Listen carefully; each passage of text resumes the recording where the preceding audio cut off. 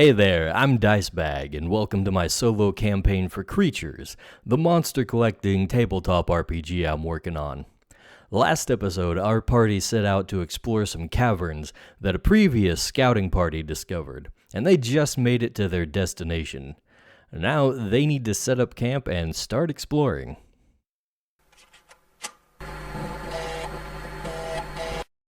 Okay, I've got Irwin's Arbo all set up here. And these guys have also made it to the cave, so now that they know where it is, they're going to start setting up a camp around there. So let's see, this is going to be their rest action for the day. And let's see, Kristoff is going to be our dude setting up the camp, so let's give him the roll there. Whoops. Hold up, his roll is broken.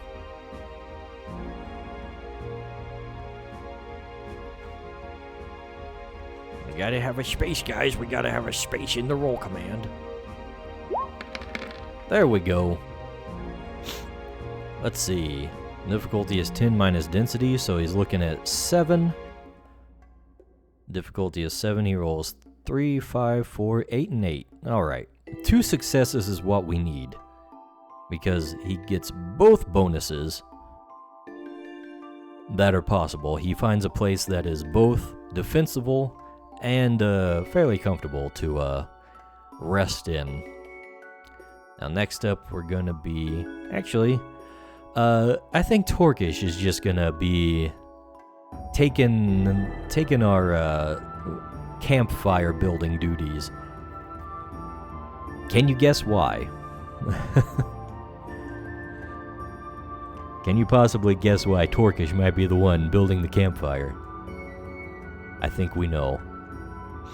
Because I don't think he needs to roll.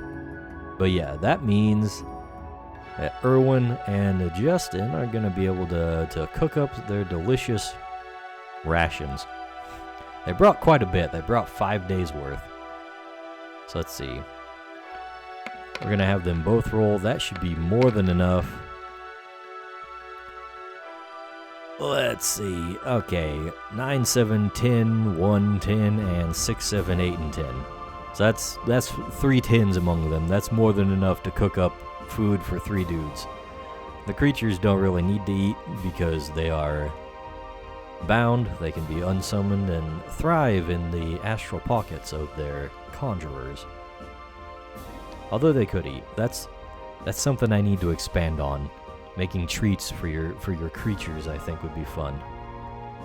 But that's something for downtime, for me to think about between sessions. But anyways, they get all their bonuses. These guys are set. These guys have made a nice camp. It helps when you don't have to spend one of your dudes, building the campfire while everybody else does everything else. And yeah, so these guys are gonna have a pretty comfortable rest. And let's see. We are going to want to roll for an encounter, though. So let's see. Oh yeah, also, I don't think I mentioned this, but I forgot to roll for weather because I keep forgetting that. I forgot that through the entire last arc, and I forgot it when I started this one, but I did it in between the downtime, and yeah, it's clear. It was a clear day, so nothing to worry about there. We'll have to remember to do that tomorrow, though. But let's see. We're going to roll for an encounter. That's what I was doing. And we are in the open woods. So let's see. Encounters are on 7, 8, 9, and 10.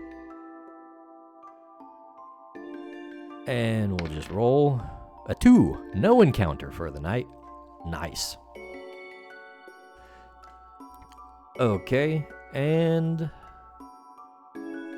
let's see, what? Camping is a little rougher, so you don't just automatically get all your bonuses and stuff. So these guys are each going to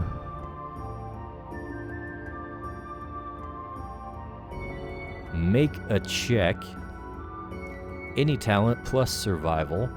And what are their survivals? Let's see, Kristoff has 1 survival. So he's gonna roll 5. I'm just gonna use the macro and drop the last one. And they're shooting for a difficulty of 6. Okay, he scores 6, 4, 4, 5, 1. That's good. Justin has 2 survival and 4 intellect, so he gets to roll the full 6.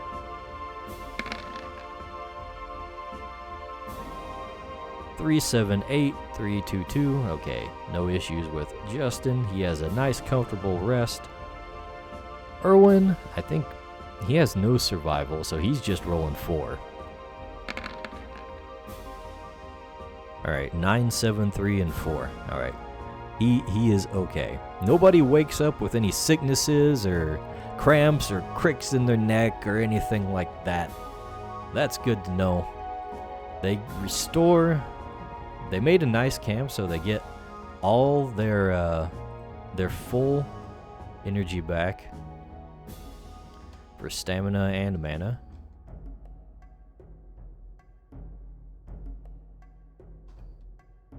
And they're fresh for the next day. Now this is where we get into some of the new rules. We're gonna move to the tactical map.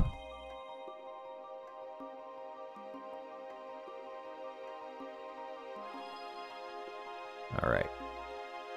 And we're gonna have to bring up, let's see, Erwin's Arbo here. Now, normally a conjurer can only have 1 creature summoned at a time. They can spend mana to, oh yeah, we're gonna top off Torquish here. They can spend mana to summon another one temporarily, but, you know, that costs mana and it only lasts like, what, 10 minutes or so? I haven't decided exactly. We're gonna say like 1 strategic turn. Which, by the way, to segue in, we are going into strategic time, which is when we're judging by minutes. Strategic time passes at about 10 minutes per turn. That's ambiguous, by the way. It might be, yeah, we're being vague with strategic time. It could be 10 minutes, it could be an hour. It just depends on what kind of situation you're dealing with, but we'll go with 10 minutes for this, for right now. Now, each turn, a player has 2 actions. They can perform a focused action and a passive action. Then I've got a bunch of examples listed on my reference sheet with the rules I wrote up. Those are not on the website yet. I'm gonna need to put those up there once I get a little more polish on the things we're doing here. But now, since they're entering the caves, we're gonna be generating the caves on the fly. We're in Crystal Caverns here. So I've got all these tables. We're gonna see what they come to, because normally you might want to pre-roll this stuff if you're like a dungeon master or something, but since I'm doing it for myself, I want to maintain the suspense, so we're gonna roll it and generate the thing on the fly. So yeah, that's gonna be fun. Let's see how this goes. So let's see. First off, entrance to the cave. Coming in here, it's dark. We're gonna light up our torches. Torquish doesn't need a torch, obviously. Cheapy and Psykit both have dark vision too, so that's something they're not gonna have to work about. But the boys, they're gonna need torches. Actually, you know what? We are kind of limited on torches because of how much these guys can't carry. So we're gonna have, let's see, who has the most torches on them? Erwin has 2. Justin has 4. Okay, Justin is probably going to go in first. Him and Torquish are going to lead the way. He's going to light up his torch. And we're going to roll and see what we find in there. Ooh, 1. That's a pretty small first room. Alright. So let's see. It's a size of 2. That means we're going to take a central space here, and we're going to go 2 spaces out in each direction. So here. 1, 2. Here. 1, 2. Here. And here. And this is the rough shape of the room.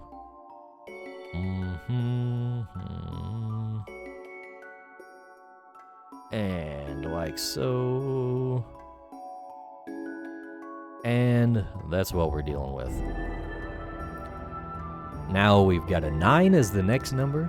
So we're going to move over here to the next column and look at how many paths out there. So there's actually 3 exits. We're going to say that they're coming in from here. And that means, like, they've got 1 coming out here.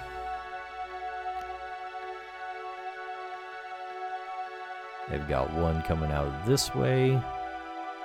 And then we'll make the other one here.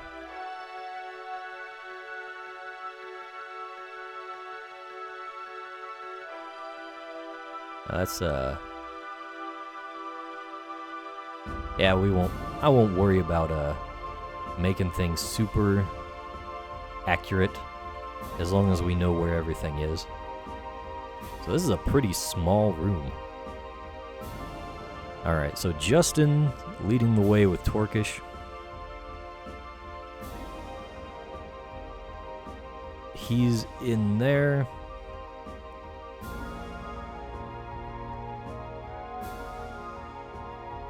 Can we, yeah, move it up a little bit? Just so we have a little more space.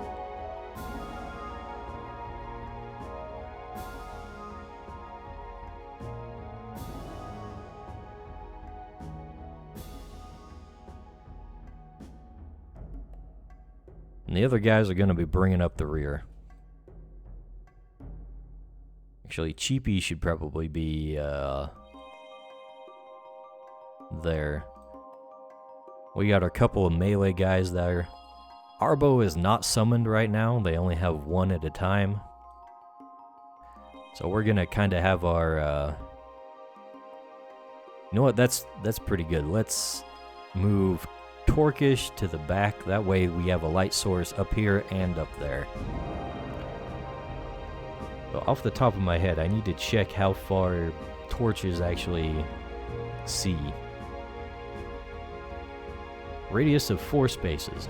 Okay, so they can basically fill up this entire cavern. It's not very big. So we've determined the paths. And it's a size of 2, so it's going to have 2 features. And the next roll is a 9. That means there's a hazard. And we're going to use the next die on the roll, which is a 1 to determine the hazard. So this is going to be sloping down. You know what? Let's mark this stuff on the GM layer.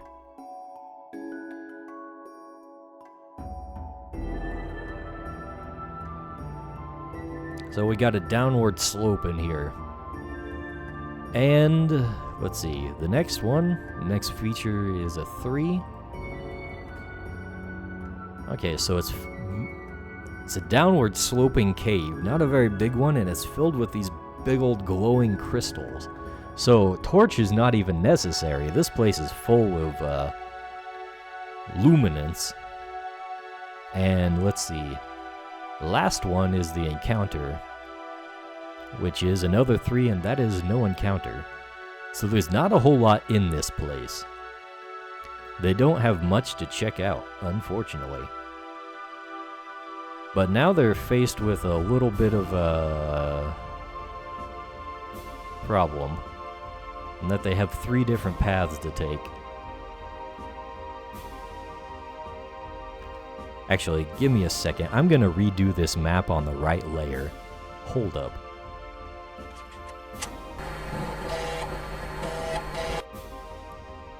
Alright. I got the map figured out, and man, everybody's crowded around here, man. Spread out a little bit. So what I think we're gonna do is we're gonna have Justin, because he is the delver, the dungeoneer of the group.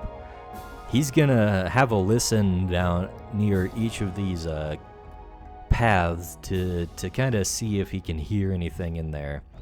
And he does have the dungeoneer skill, which gives him a +1 to all of his rolls involving situations like this. So we're gonna have him roll sense plus observation, which is a total of 4 dice. You know what? I need to just start rolling 6d10 off the macro down here and dropping the last 2. Alright, he's got 6, 2, 8, and 3. You know what? I'm not sure how to determine this, to be frank. Let's see, I think the 8 is pretty good. So let's say he can,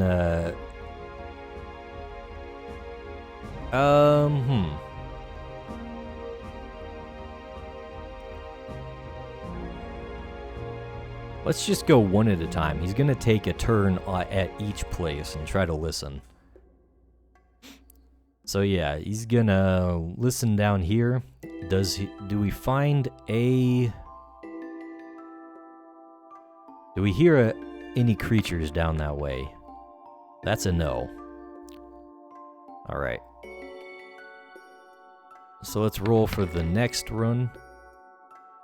5, 9, 2, 6. 9's pretty good. So we'll give him that one. A 5? I don't think a 5 is an encounter. Nope. Nope. So let's see. One more path to go through. 6, 9, 2, and 8. Alright. Let's see what he hears. Dead silence all around. They don't hear anything in this place. Anything but their own footsteps and the burning of the torches. So who knows which way we need to go. Let's see. Let's just go this way and make our rolls. So we're gonna roll to generate this one. Let's see, 2. It's also a pretty small area. Let's see.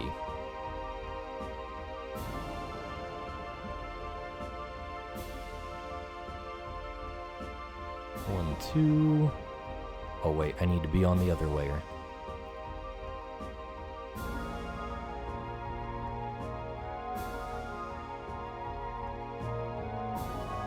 So, like so.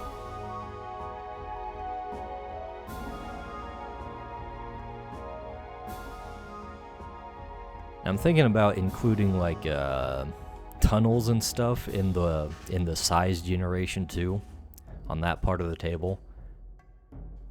But we'll figure that out at some other time. For now, we're just rolling with rooms and rooms.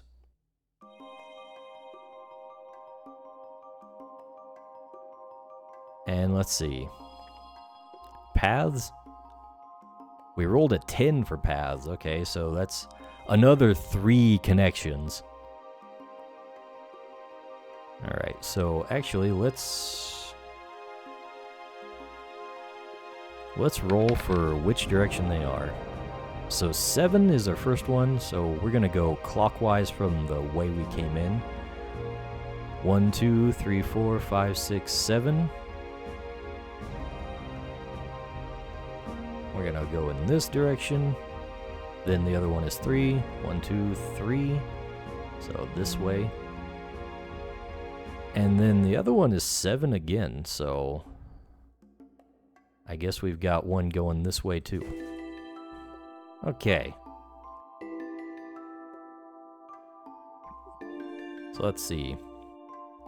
Let's get back on our token layer. We're gonna bring the guys in here. Like so. Let's see.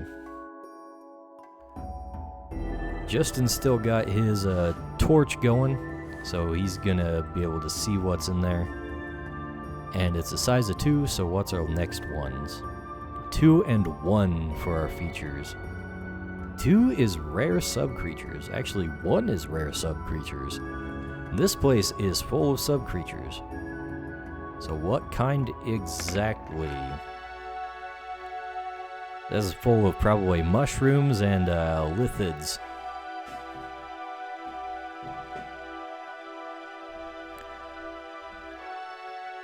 And let's see, 6 and 8.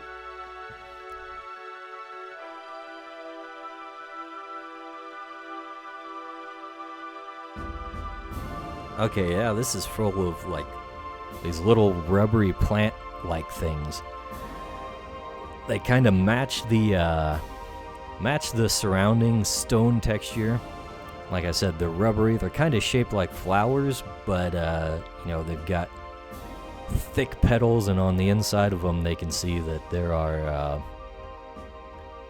little like crystals. These are candies like made of sugar or salt that these things produce. So they're gonna, let's see, they probably need to do a survival check. Do I have a different one? Survival is probably the closest thing to identifying what these things are. So let's see, Justin is probably our best one with that. Since he is the Delver, he's going to roll Intellect plus Survival, which is 6, to see if he can figure out what these things are. Okay, yeah, he's familiar with these. Yeah, let's see. What did we have before? 6 and 8?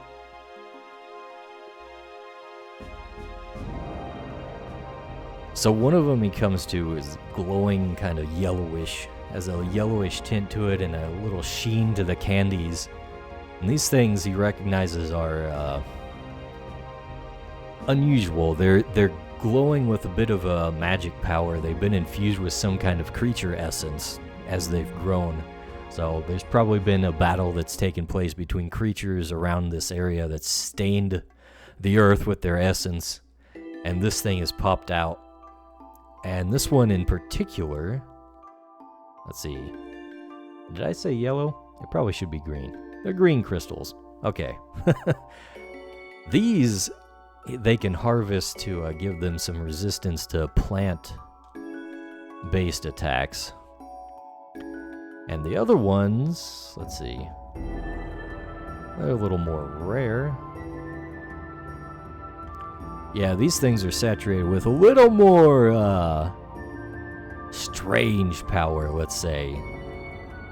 He recognizes these as a kind of candy that will... Let's see, what do they do? I need to look that up. Let's see. I need to bring up our agronomist stuff.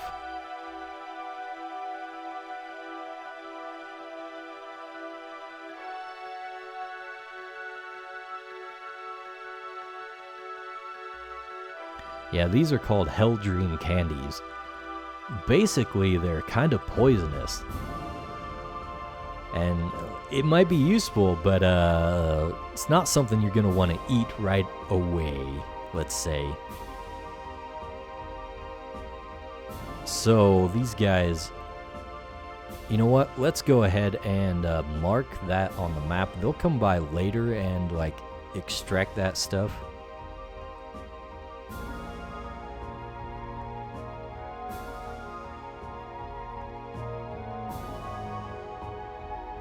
And I'm gonna mark that. Let's see. I didn't think about this, where I'm gonna track it, but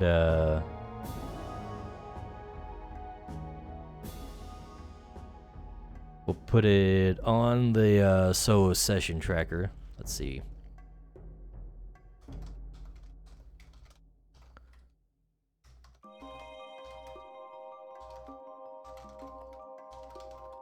So we've got Hell Dream candy and plant resistance candy. So they'll come by and harvest that later after they've actually explored the place. Now this place has 9 rooms. We've determined that ahead of time, and I don't know what kind of creatures might be here, if any. So far we've had, we've been very lucky.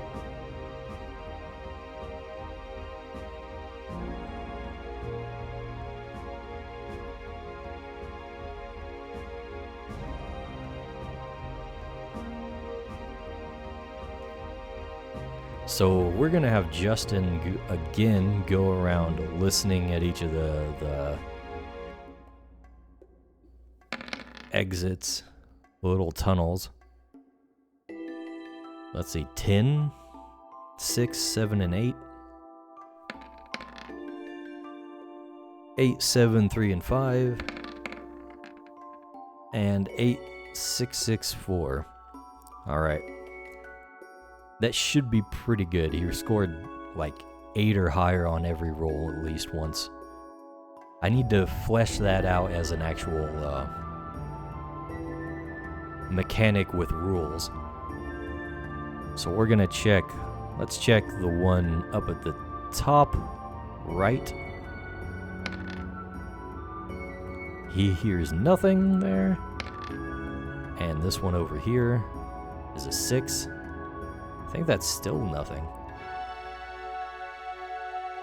I was really expecting to see creatures more often. Oof. He hears a lot of activity out this way. That's a lot of creatures. Well, maybe not a lot of them right now, but they're active. Okay. So we're gonna have to mark that down. We're gonna mark this as a 10. This is a 6. And this is a 3. This we're gonna just put an X here. Whoops. To say that there were no creatures when we listened there.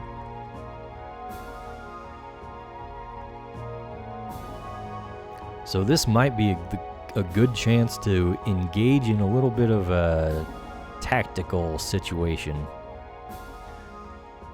So I think they're gonna try and deal with the creatures right from the beginning, so they don't have to deal with them at a later time. We're gonna have Cheapy and Arbo take the front, and the other guys are gonna take the back, and they're gonna, or not Cheapy and Arbo, Cheapy and Kristoff are gonna take the front. Arbo's somewhere off in the ether. We're gonna want Cheapy to go in first because we want to protect our conjurers as much as possible. Let's see, we'll have Torkish back here. And as they go through this little hole here, let's see what they see. We know there's creatures there, so how big is the room? Alright, it's a size 3 room. So that's obviously, of course, it's going to go off the page. But we can draw a little bit here.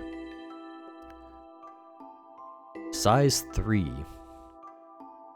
So that is 1, 2, 3. 3 spaces out from the center. So that's like right here. 1, 2, 3. So this is the center point. 1, 2, 3.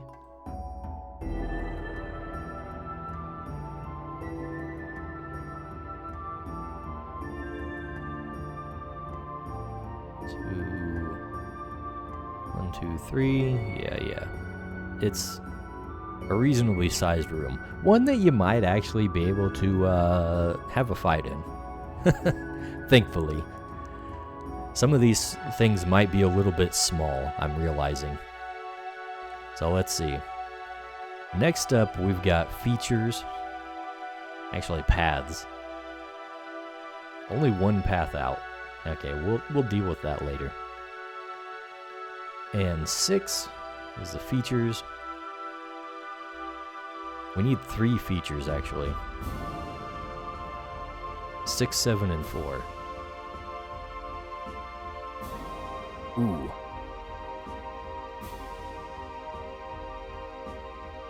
Seven and 4. All right. As they enter this part of the cavern, they're met with another room full of glowing crystals all over the ground here, filling up the room. And not only can they see the glowing crystals that just fill this place, they're seeing the walls glittering with veins of gemstones. Cheapy is like, ooh, yeah, as he sees this and starts cheeping.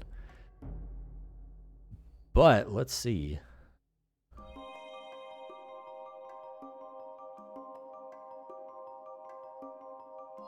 They're also facing a downward slope.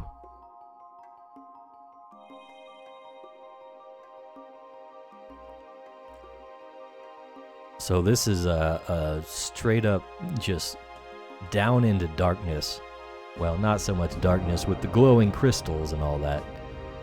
But now we get our first peek at the creatures. What do we have?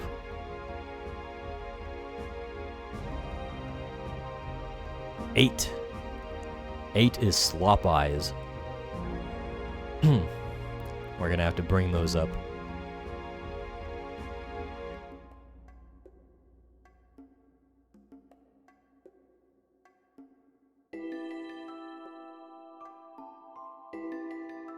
Alright, as Cheapy is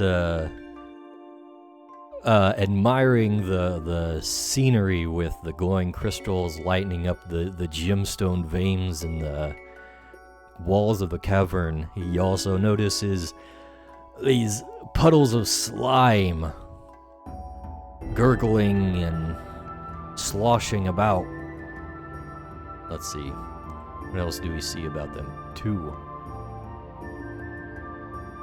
They almost get, they're like right in his face. And 1, well, let's see. Let's see, density in this place is 3, so we're gonna roll 3d10 for the danger. 20. Okay. So there's probably a bigger one in here. So we've got like probably at least 5 of them. I don't know if I have his morph form on hand, but this might be a rough fight for these guys. Let me see.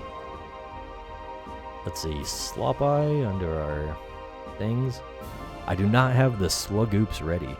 So we're gonna have to take a rain check on this one probably, and come back when I actually have these things prepared. Anyways, these guys are finally in for some actual trouble here. This is gonna be interesting. So yeah, as Cheapy comes in, seeing things with his dark vision, he views the glowing crystals that surround the place and the gems glittering in the walls. And then these, in his face, puddles of slime pop up and start gurgling and slurring and he's like, cheaping at him, that the guys, letting the guys know that there's danger in here. Not that they didn't already, but it is imminent. It's like right in here, right in the opening. So we're gonna call it there, and I will come back with the encounter setup.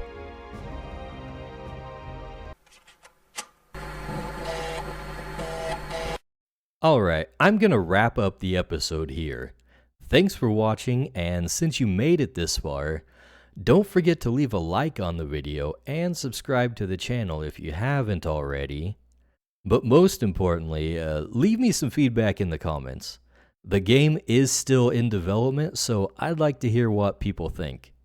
And if you want to see more, I've got all these sessions on a playlist that you can watch back to back. There's also a bunch of links in the description for other places that you can find creatures. So, until next time, farewell, conjurers, and may you walk the waking dream.